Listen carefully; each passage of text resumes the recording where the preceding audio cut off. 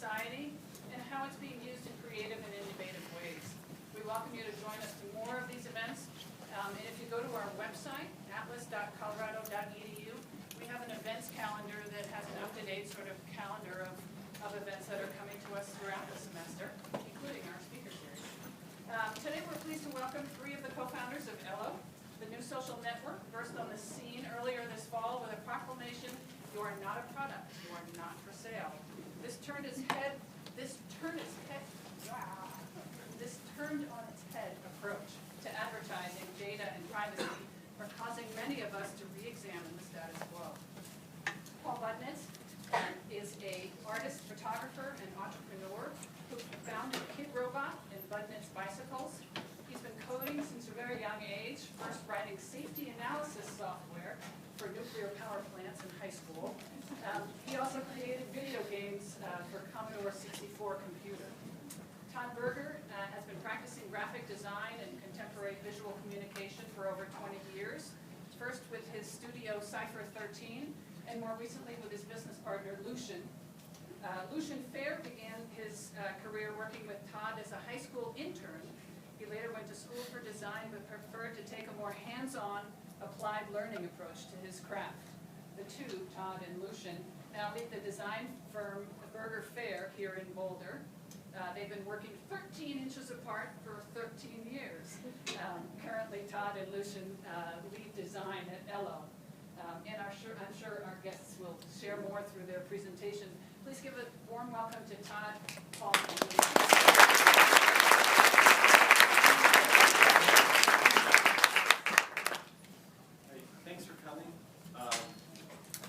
Talk is actually entitled "You're Not a Product," and we thought that because we're at a university now, this talk is very practical in a certain way. We decided we'd do a talk about the genesis of Ello, talk about building, a little bit about building our social network into business and what happened, hopefully as a way to inspire some of you to think that you can do things like this. So. Ello came about in part. I have to remember what's coming next. So Ello came about in part because Todd, Lucian, and I had met when I had actually started a bicycle company called Budnitz Bicycles. And this came about because I didn't own a car for about 18 years, and I couldn't find a bicycle that I wanted to ride every day. I wanted a bicycle that was beautiful and lightweight and that would last virtually forever. And so I started this bicycle company making super high-end titanium city bikes and selling them online, something that hadn't really happened before. And I approached these two guys to do a lot of the design, the web design, and the logo design. And through that process, we sort of fell in love with each other, and also decided that we wanted to find things that we could do together, other things that we could do together. So sort of simultaneously, what had happened to me was that I stopped using almost every social network. I stopped using them because they weren't really very fun anymore. I found that the social networks were full of ads. They were full of boosted posts more and more over time, that they were collecting data that was creepy. And so I approached these two guys and said, how'd you like to design the social network, one that we want to use? They were, I don't know, what did you say, Todd? Something along the lines of "That's totally crazy," and yeah, we'd love to do it. So anyway, they started designing. And actually one of the realizations I had was that the social networks that we had been thinking of as social networks weren't social networks really anymore at all. They've become advertising platforms. And, oh yeah, so here we go. This is just some of the data that Facebook is collecting on us. And what's kind of weird and strange and creepy about it isn't just that they're collecting all this stuff. It's that they own it and we can't see it. So we don't, it's like this black box. And in fact, if you think about the goal of an ad-based social network, and this is true now for every major social network now, they're all ad-based. And when you think about it, when you've got a social network that is ad-based, the customer is the advertiser. the user is the product that's being bought and sold. And so everything that they do, in one way or the other, which is to make money, is geared toward the advertising, right? Every new feature, every function, every time you click, everything is about something that feeds into benefiting the advertiser or collecting more data that can be sold to advertisers, right? And this is we found this sort of, I don't know how to pronounce this word, but I'm in the university setting. Duplicitous, there you go. It just seems really uncool. But actually, one of the things we learned as well is that when you take that out of the mix, you can think about like social networks nowadays a little bit like network TV in the 70s and 80s, right? There were very few choices, and they were basically driven by advertising, and the ads are generally in opposition to the interests of the people, let's say, that are watching a show. So if you're watching a TV show and ads come up, the ads are things you probably don't want to see, right? And the game for the network was always, how many ads can they show you before they drive you away? And if they've got something of a monopoly, you can think about, let's say, the Super Bowl. There's only one Super Bowl. The ads are relentless. There's more ads than Super Bowl, by far, right? Because there's no channel to turn, there's nowhere else to go. What's happened with social networking nowadays is that because we're sort of in the network TV phase, we're in the phase where there are very few of them, and because they have what they feel like something of a monopoly, they're becoming more and more egregious in how they're using ads and collecting data. No one has really stood up to oppose them, I think, until us. So, when we set out to do this, we looked sort of for inspiration, and we pinned 3 pictures on the wall. The first was Captain Kirk, because we're kind of geeks, and we thought it'd be cool to be a little bit geeky. The other is because on a Star Trek communicator, there are no nested menus. One of the things that we started to really dislike about a lot of the other social networks is how complicated they were. You know, how many different weird things that were going on, all the buttons and all the menus and all the little bits of text and all that crap. Most of which was there either because it was just bad design or because the design was serving another master than the user. And if you remember the original Star Trek, especially, you know, Captain Kirk would open his communicator, he would just start talking. So we wanted that kind of simplicity. The second inspiration was Dieter Rams, who said less but better. And this is really a reductionist approach. So again, it's a little bit like every time when we add a feature, every time we add something, we ask ourselves if there are 2 things we can take away. Is there a way we can have one thing do 2 things? We can mix functions. So we can keep Ello very, very, very simple. And I probably should say that this rolled very nicely back into our business plan, which we can talk about later. And alas is Kurt Cobain, because who the fuck says we can't?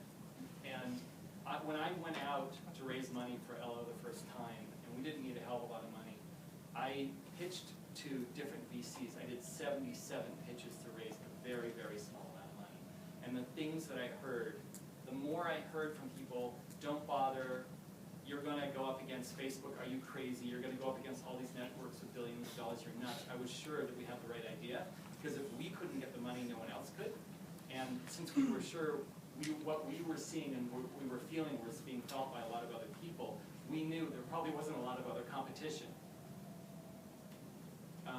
So the next thing we did is we wrote a manifesto. We put it up on the internet. We actually, in between, I should mention that we took on some programming partners. They're a company called ModeSet. They're a boutique programming collective. They're located in Denver. And there were 4 partners, and they actually created our prototypes with us. So in between this, they became our partners and really affected in big ways. So we had fully designed the product in advance of building it. Correct. This is correct. And so we created a prototype. And then as we actually started to build the actual version of Ello that people, and I should also mention that Ello was used for close to a year by 90 people. The prototype version was actually a working social network. And we used it just with our friends. Really, it was a wonderful experience. And so then Todd and I and Lucian sat down, actually, I live in Vermont right now, we sat down in Vermont and we wrote a manifesto, and it took a really long time to do right. And this is what it said, and let's see if it works. Your social network is owned by advertisers. Every post you share, every friend you make, and every link you follow is tracked. recorded and converted it to data. Advertisers buy your data so they can show you more ads. You are the product that's bought and sold. We believe there is a better way. We believe in audacity. We believe in beauty, simplicity, and transparency. We believe that the people who make things and the people who use them should be in partnership. We believe a social network can be a tool for empowerment, not a tool to deceive, coerce, and manipulate, but a place to connect, create, and celebrate life. You are not a product.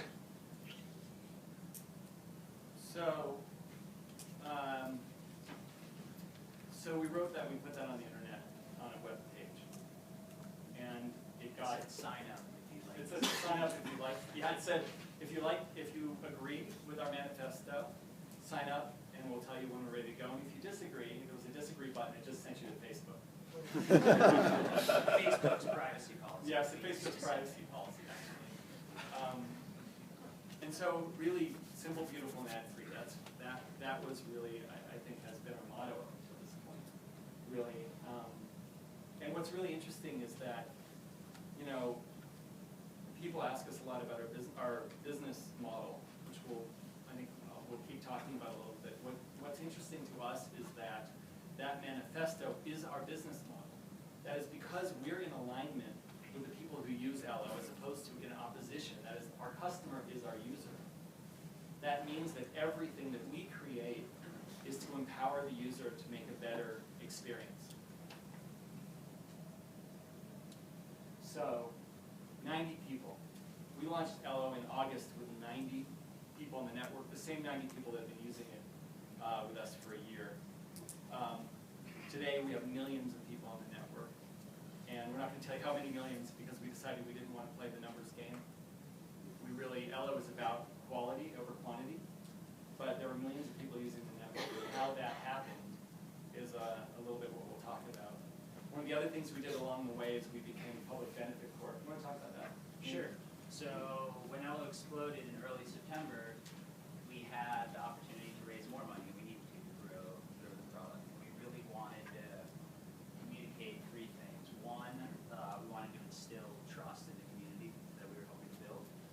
Two, we wanted to ensure that whomever we took money from to grow Ello, that those people knew and understood our value set. And three, we wanted to ensure that we did not and could never sell out. So we became a public benefit corp, which is very different than a typical corporate structure, and that enables us to place equal weight on having some sort of larger civic social responsibility rather than just being focused on shareholder profits and financial returns. I should state that a public benefit corporation is a for-profit corporation that has a mission. In normal companies, you have to think about this for a second. Normal companies have one mission. It's to make money for their owners or shareholders. And that's a legally bound mission. It's a legally bound mission. If you think about that, that means that, let's say you're a large software corporation like Coca-Cola, and you decide, for the good of the planet, you want to recycle every bottle and every can. The only way you can justify that is if it helps your bottom line. You can't do it out of the goodness of your heart. You can say it's marketing, if it really is.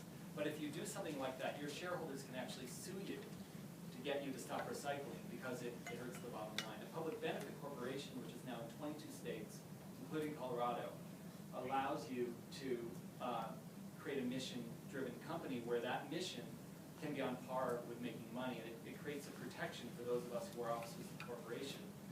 It allows us to actually take into it. So Ello's mission is we will never sell ads. Third, we will never sell ads, we'll never sell user data, and we'll never sell the company to anyone who can do any of those three things. So we basically enshrine this into the mission of our company. The other thing that happened when Ello blew up and we had worldwide press is I had 200, I think, VCs in my inbox offering to fly us everywhere in the world and give us money. And what we did instead was we chose our investors. We called the Foundry Corporation, we called Fresh Capital Vermont, who had initially invested us, and we called Bulletin Ventures, also here in Boulder, and said we want to work with you because we know you're good people, but you have to sign our PBC charter publicly as part of investing. So that happened. We actually got the deal we wanted. We gave up no control. We got the investors we loved, and we got to become a public benefit corporation. So it was sort of a Oh, It's a big it's such a play. It's awesome. Yeah.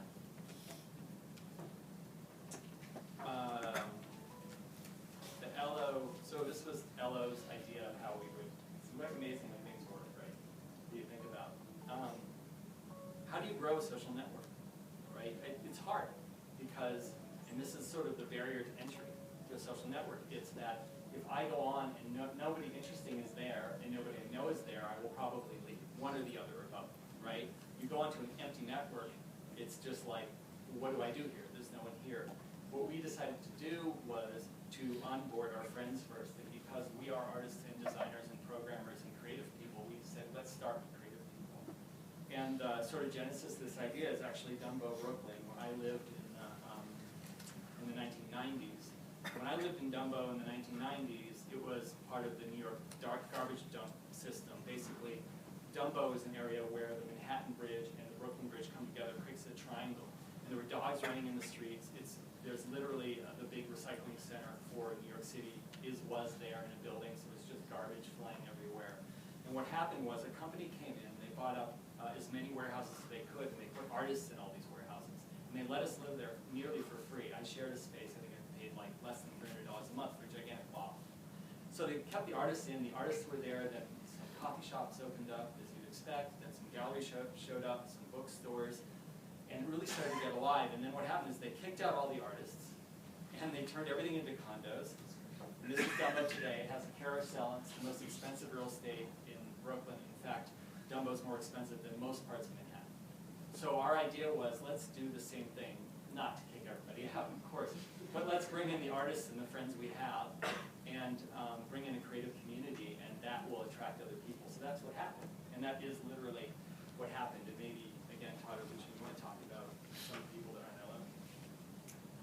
Sure. So the founding community of Ello really is all artists and designers. There's a lot of writers in there and makers, but everyone is some sort of very creative person in one group or another. Do you want to talk about some of the users specifically, or get into some features here? No, let's talk about these users first. Yeah, okay. There's space for features coming. Yeah, so Scott is an interesting use case, and I wish we would have pulled up that recent post, but he's a pretty famous LA-based artist, quite successful, and he wrote something just a couple days ago about how he's been on Ello for a month, and he has 2 to 3 to 5 times the following here that he has on Twitter and Facebook, with far more positive commentary and reaction on his content, really because of the function, as a function of the community. But it's pretty cool to see that from a new artist coming on. Jessica Walsh is a very famous graphic designer. She's based in New York. And Gilmore, another famous graphic artist. And in looking at the ratio, in essence, of friends to content here, you see that the focus is in this larger right column on the content. That's very key and essential to the design, and something that's different from Facebook, Twitter, Pinterest. You certainly can do similar things in content, but it's a very different approach to how you share a stream of content and how that content is presented. It's Just Eyes is a boutique, design boutique. Build is another very well-known and renowned graphic designer based in London. Jeff Soto, highly respected artist. We just grabbed a few people to highlight some of the users. The Cool Hour is a fashion stream. This is a couple of people that just curates fashion based events. We should add, like, Ello isn't just for this type of person, but this is the core that came on early. And on Ello is everything from people actually putting up pictures of their cats and their kids, and in every possible language. Close to half of Ello users are international and overseas. But really, it's like by creating it, we should also add that Ello launched without a mobile app. We launched desktop on purpose. Yeah, because- talking about the large content, Yeah. like Paul said, it was a very purposeful approach, which is very different than creating an app or a web product. Almost everyone would go mobile first and would start native, particularly on Apple's iOS platform. But This is where people we say had a words. theory that very much rolls into the gentrification theory, that if we could lead with a web-based product, we would get higher quality content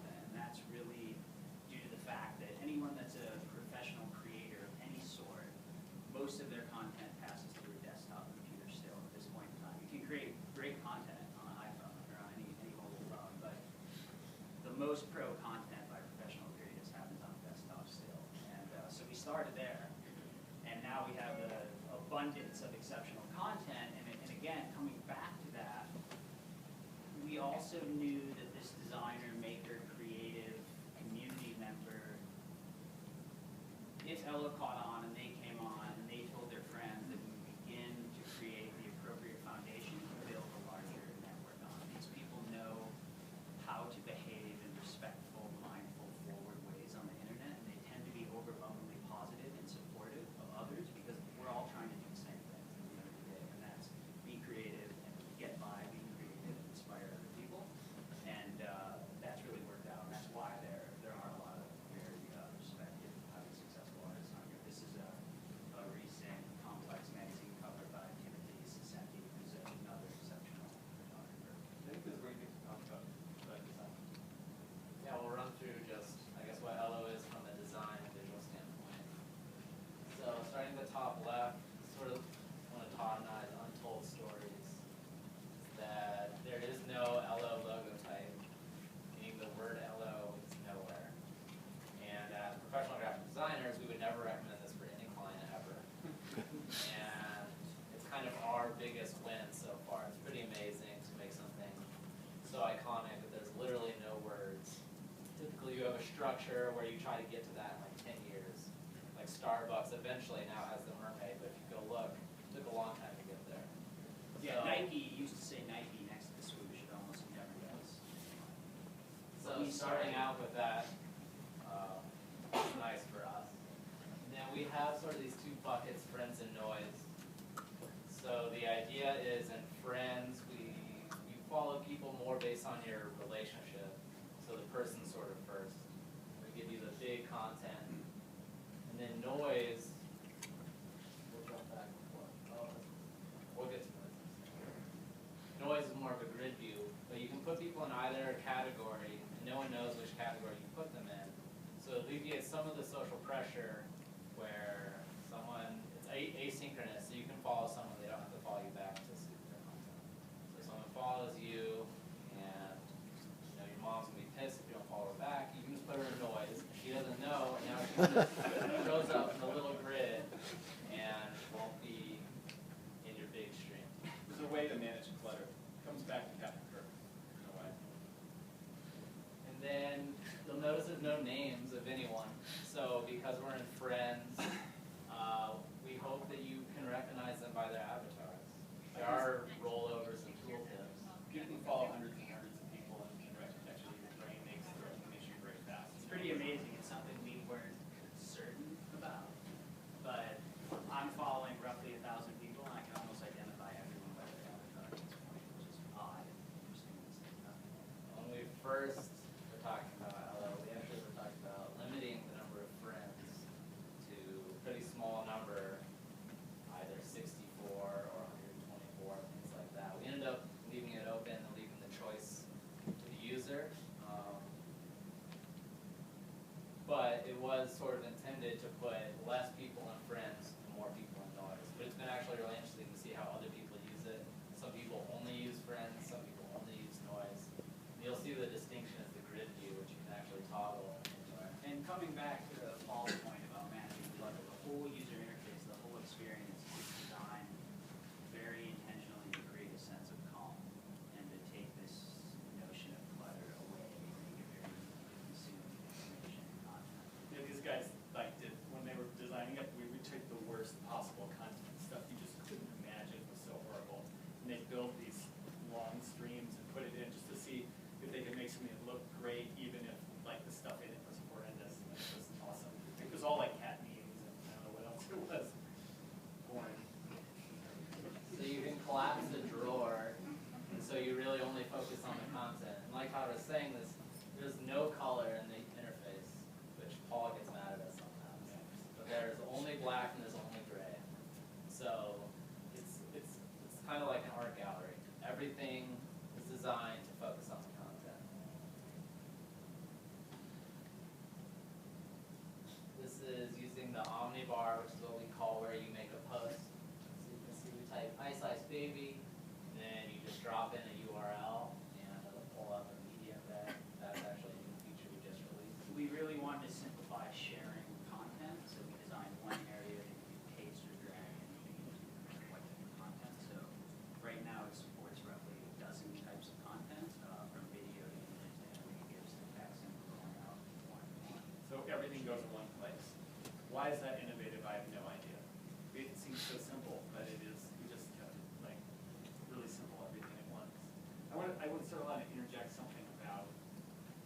is so ridiculously positive. I have more than 250,000 people following me right now. You would, anyone who spent any time on the other social networks sees all that negativity. I post. I can't remember the last. I have the ability, and so does everybody, to delete stuff if any negative comments go underneath the post that I or anyone else made. I can't remember the last time I did it. I think I've done it twice in the history of this company. It's so positive. It's so awesome. And the question is, like, why is that happening? I think it's a little bit like, if any of you have ever been in a casino, maybe the younger people here haven't, but if you've been in a casino, it's like, casinos look really fun, but on a subtle level, everyone is losing. And there's this sense of, when you go in there, there's this sort of darkness that comes out and makes you like, kind of feel like disrespecting the place. And you don't really quite know why. And because Ello, I think there's nothing that we're duplicit. There's nothing evil going on in the background, because it's transparent, because no one's lying to you. I think that there's this positivity that's coming through. I mean, I feel it. You can feel it from the community. So this is noise where we go to the grid view and it starts to truncate content. So you can consume lots of content at once. Obviously, you get to a post detail to see it larger. You see we have pixelated avatars. So we're totally not safe for work friendly, unlike a lot of people, but we do ask that you mark your account right here appropriately. It's for like adult content. Yeah, so if you want to post porn, totally cool. We just want you to mark that you're going to post porn so we know and other people know. And then as a user, you get to choose, I want to see porn or just not safe for work content, and I want to post. So my account is set that I don't want to see it. So if someone is marked there, we actually start pixelating their avatars, but sometimes they actually use inappropriate avatars, we discovered. So we had to sort of further build And out people as tools. young as 13, and now there's many young people on that list. Want to be mindful of that. So this isn't our Discover. So right now we're Discover, we have recommended, related, random. Right now this is focused on people, obviously, but, and this is sort of V1, and V2 is fully designed and in development. V2 We're really, rolling out, when Lucian says V2, we're rolling out a really big update to the web product in about 6 weeks.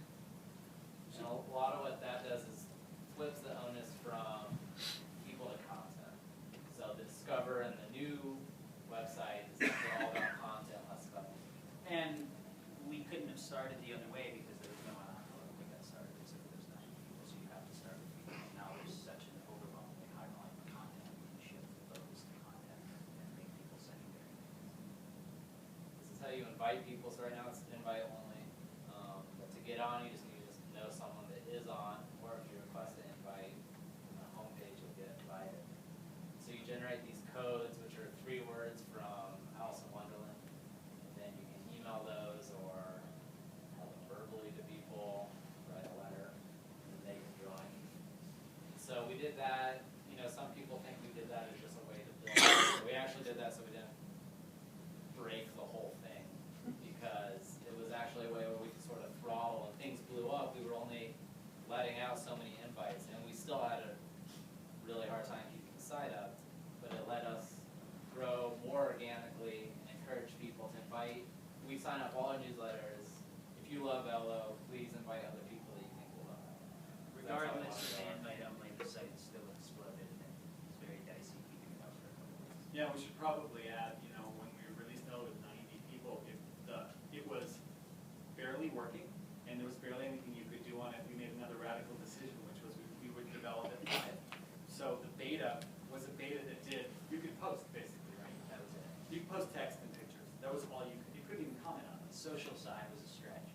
Yeah, it was like blog 1990, 8 or something. It was very simple, but part of the idea is that we would develop it live and learn as people did things. And the good side of that is that works, and the odd side of it is that if you don't know that's what's going on in the very beginning, it looked rather sparse. And we were comfortable doing that because even in its super minimal state, the product was already a super awesome publishing platform.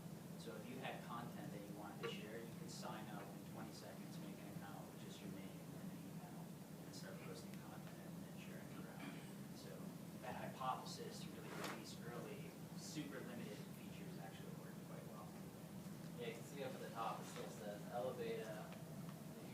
feature list, we actually publicly show all the features that we built, all the features we're planning to build. So the whole product roadmap is totally transparent to everyone. They know what we're working on, roughly the order we're working on it. And as we sort of approach those new features, we just ask people, like media embeds, for example. So that was just last week. We let you embed YouTube, Vimeo, SoundCloud, Mixcloud, Daily Motion. That was actually a huge discussion and problem because those are all advertise-based products. So if you embed a YouTube video into Ello and someone hits play, they are potentially going to see an ad. So we built a toggle where you can click hide potential third-party ads for me, and it'll actually collapse all the embedded media. You have to click a little gray link that says sort of, yes, I understand there might be an ad. And we had some ideas about how we were going to do that, but the community really informed the final execution. And the community now is informing a lot of the decisions that we're making as it relates to the experience as well. Yeah, and so you have to understand, like, this goes so against the grain of what everyone says you should do, right? Everyone says you need to put out this great, perfect product and look perfect the whole time. And in fact, I think that what we did do instead was put out a product where integrity and transparency came to the forefront, and that goes along with our manifesto, and again, I think that really helps us. Basically, we can screw up publicly, it's kind of okay, we're getting used to it. And we do. This is just the settings page. So it's pretty simple in terms of data we collect. That's it. And you don't have to give us anything other than email. You don't have to be yourself. Put whatever name you want. Not use a name. You can be a pony. We have a pony on the network. It's awesome. And down, if we could scroll down, there's these settings where you can start getting all these toggles. And when you delete your account, we seriously delete your fucking account. So we do not own your data because we don't sell ads and we don't sell data. We don't care who you are. We have all these interviews. I keep getting interviews by magazines, and they say, like, you know, what's the demographic of your user? And we're like, well, we have no idea because we don't collect any of that information. We don't really care. We don't need to know. So most places you can delete your account, but then if you email them and say that was a mistake, whatever, they can magically remake your account for you. Because it wasn't really deleted. But if you think about it, it's because they just kept all your shit. But we actually, so if you delete your account and you want it back, then it's not getting it back. So there's actually, you click yes, there's one more screen that explains this. That it's for In real. the very immediate future, we're going to build a simple export. You can take all your data out and ship it over one of those accounts. You can go back to that page. So here's this really creepy thing. So think about this, right? The mission of the big data collection networks, Google, Facebook, right? Now, Tumblr, Pinterest, Instagram, they're all owned by the same people. Twitter. Their mission is to create a virtual you. That's what they're there for. They're collecting not only the stuff that you like when you hit the like button, they're following you as you surf around the internet. They know what you buy. They know when you log in. They know who your friends are. They read what you post. And the idea is that they're making this sort of virtual you. And if you use this network, and they require you, a lot of them, to use your real name. They say it's for authenticity, which is bullshit. It's because if they know who you really are, they make a lot more money off you. One of the big drivers to Ello's success in the very beginning were performers and drag queens who were being kicked off Facebook because Facebook wanted them to use their real names. And what's really interesting is, and I think this is so short-sighted if you think about it, Facebook, as far as I can figured out that if they could bully some people, they were starting to kick people off the network that weren't using their real name. They could get other people to use their real name because the people who don't use their real name aren't valuable to them. So the people, the actual victims of that turned out to be the gay community, who for very good reasons in many cultures and in parts of the US still hide behind pseudonyms. So Ello, of course, we welcomed everybody. We welcome everybody, but part of the thing with us is we're not making a virtual anything. And if you think about sort of the repercussions of this, when you try to delete an account, they're going to keep it because they still know who you are. That's creepy, right? And here's the even creepier part. You won't be able to see what they have. They own it. So you can't say, hey, I just want to see what you've collected about me. I want to see if the virtual me is right. And it isn't, you can't see it. And for a while, when Tumblr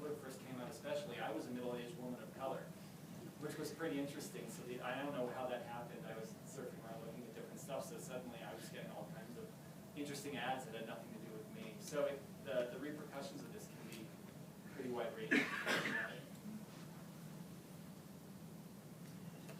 This was just showing the notifications. So the other thing that's pretty amazing about Ello right now, from a technological standpoint, we don't have the ability to give you real-time alerts. So literally if someone does something to your content, you have to go check your notifications. We can't even tell you if you have new notifications. You have to go check manually. This would be considered a pretty huge barrier to growth. It's coming. Yeah, we're working on all that. You know, this is like a race. There's the design. We can design it, then we have to build it. Building it takes longer. So this is the notification center. You can filter. We also recently added filtering because before, when you're in all, it shows people that have followed you. And it grew so much and people were following so many people right away that it actually became unusable because you couldn't find the comments because so many people were following so many people. So we had to implement these filtering systems so you could actually avoid some of that. And before we got the filters in, we built in keyboard shortcuts to hide who's following you. There's all sorts of little Easter eggs like that that people can figure out, and we sort of tell them as we're trying to get to the end. And we don't have an image to show you this, but that drawer, that left pane that holds all your friends and holds all your notifications, in the very near future will be an inbox for private messages. So it's a sort of far-looking area and featured use case because we've envisioned private messaging from day one as one of the more complex things we're building. So it's pushed out. Yeah, nice t-shirt. So we decided we wanted to print some t-shirts and maybe even sell some. So instead of just making regular logo shirts, which we have and do sell, we also decided to partner with artists to make artist edition t-shirts. So we called Jake, who started Threadless, at like 11 o'clock at night driving around Burlington. Because we happen to be friends with Jake. And we pitched it to him, and he said great, and we got this whole program off the ground. We hired a curator, Chuck Anderson, who's a famous artist and graphic designer, handled all the curation. He actually designed this shirt, it was the first one that we launched with. And now he finds artists that are using Ello, and they get to design a t-shirt, and then Threadless prints it, and they sell it, and the artist gets a big cut, and we split everything with Threadless. So, go ahead. But yeah, but think about this. It took Twitter 8 years to start to have revenue. It took us 2 months to have revenue. Why was that true? And the reason is, again, it's like everything we do is in support of our users. So our t-shirt store is actually awesome. Like people who use Ello like it. It's like this awesome positive thing, right? The way we make money, so the way Ello is going to make money, and it's already making money, which is really, really very awesome, is that we get to sell stuff. We can sell features, we can sell services, we can help our users sell services, and and because we're not in opposition, like our t-shirt store is a good thing, it's a bonus, right? Where an ad or data mining and selling and stuff like that is sort of a negative to the user, and that's why it took so many years for these networks to get, actually, they had to be so entrenched, they had to have so many users, they had to get so many people stuck, and it's hard to actually leave before they actually felt comfortable making money. Well, We did it. starting to sell all their data because everyone would have left. There you go. If they knew that was the And game. we got to do it 8 weeks in. So this is where we're headed in the immediate future is to release our iOS apps and then Android shortly after on the tablet and the phone, and we're roughly 8 to 9 weeks out, which is pretty exciting because the product evolves into something far more radical when we get to take advantage of the iOS environment. Yeah. So, for those of you who want or like to or interested in starting your own business, here's the thing. You don't really get to make something new by changing the status quo. You have to make a new status quo. And in doing that, people around you are going to be scared. So when I went out and pitched Ello almost 80 times, things I heard were mostly negative. And we still get this now and then. There are articles on the internet where people just freak out and hate Ello. And it's very weird because we feel like what we're doing is so positive, and why would you, if you just don't like the social network, we've got a link to Facebook on our homepage that says if you don't like what we're doing, go use Facebook. It's totally cool with us, you know? But if you're going to go do something really new, and that's when you really do change things and change the world in a positive way, there's going to be opposition. And the way to deal with that opposition is to realize that these people are scared, and they need love, sort of like a bully.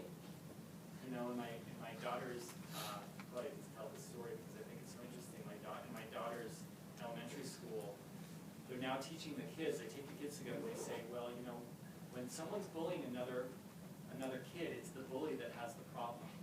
It's the bully that needs help and love. And when a kid is bullying another kid now in her school, all the other kids sort of circle the bully, put their arms around the bully and say, are you feeling okay? Like, you know, sort of we can do for you. And so that's really our approach. It's to stay positive, and you know, when people are having a hard time with what we're doing, we just give them more and more love. So, anything else you guys want to say about that? That's it. It's a good segue to maybe some questions.